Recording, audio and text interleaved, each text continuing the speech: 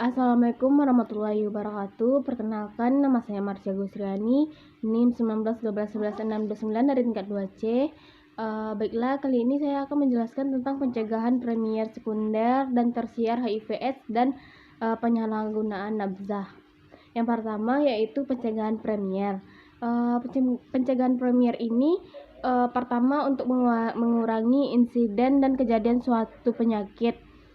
Tindakan yang dilakukan sebelum seseorang mengalami masalah kesehatan, tindakan yang bertujuan agar tidak terjadi gangguan atau masalah kesehatan, tindakan yang bertujuan untuk menghindari faktor resiko atau penyebab masalah kesehatan. Selanjutnya yaitu pencegahan premier, tindakan yang berupa upaya peningkatan derajat kesehatan atau promosi kesehatan, contohnya yaitu pendidikan kesehatan. Yang kedua, upaya proteksi spesifik, contohnya imunisasi, peningkatan status gizi, dan pengaturan pola hidup. Selanjutnya, lebih menitik beratkan pada peningkatan pengetahuan, sikap, dan tindakan seseorang, kelompok, dan masyarakat untuk mencegah terjadinya masalah kesehatan.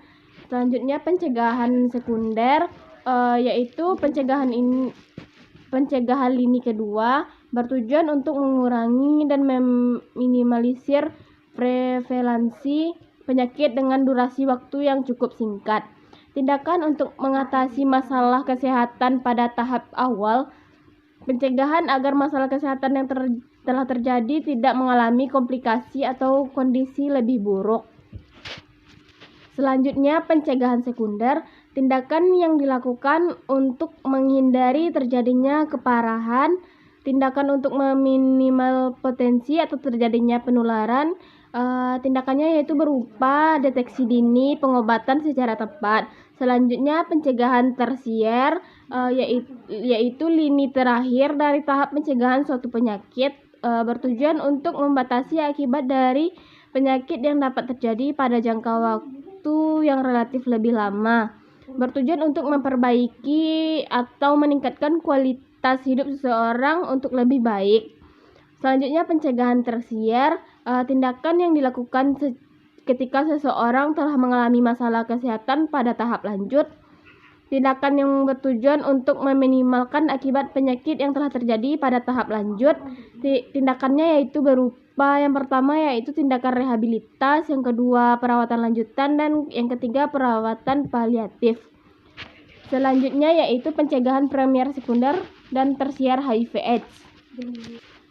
Pencegahan premier HIV/AIDS yaitu merupakan upaya terbaik untuk menekan peningkatan kejadian HIV/AIDS. Yang kedua, lebih menitik beratkan pada peningkatan pengetahuan sikap dan tindakan terhadap penyakit HIV/AIDS dan metode penularannya. Yang selanjutnya, pencegahan premier HIV/AIDS, tindakan berupa promosi kesehatan terkait dengan pencegahan terjadinya HIV/AIDS, upaya tindakan proteksi atau perlindungan spesifik. Yang ketiga yaitu pencegahan premier HIV/AIDS, yang promosi kesehatannya terbagi 5, yaitu pemberian informasi kepada kelompok berisiko tinggi terjadinya HIV/AIDS. Yang kedua itu edukasi tentang penyakit HIV/AIDS dan penularan, pendidikan seks secara dini, edukasi untuk pencegahan seks bebas, edukasi tentang perilaku berisiko terjadinya HIV/AIDS.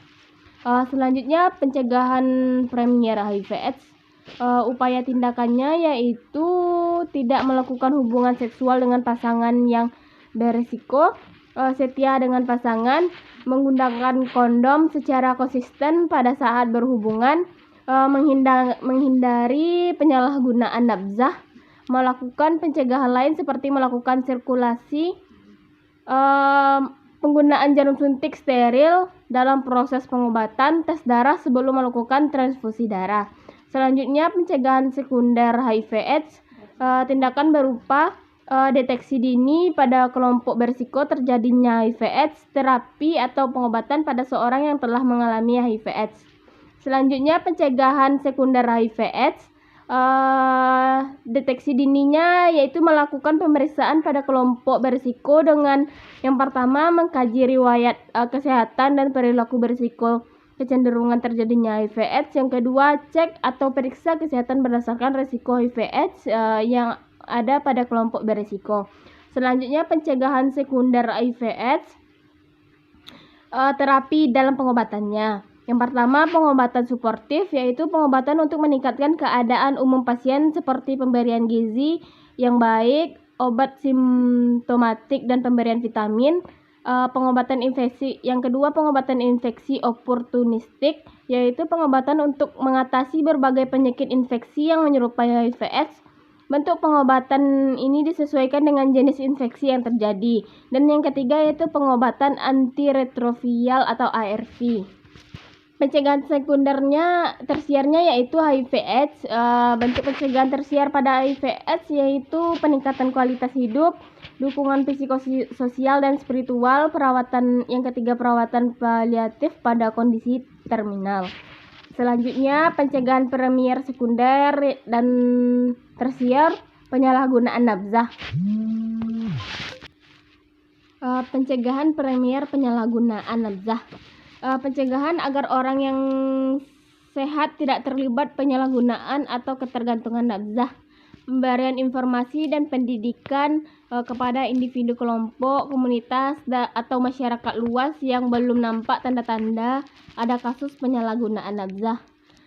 Dapat berupa melakukan kegiatan alternatif untuk menghindari individu, kelompok, atau komunitas dari penyalahgunaan nafzah. Memperkuat kemampuan untuk menolak nafzah. Yang selanjutnya, pencegahan premier penyalahgunaan nafzah. Sasarannya yaitu masyarakat luas yang belum terkena atau rentan terhadap penyalahgunaan nafzah.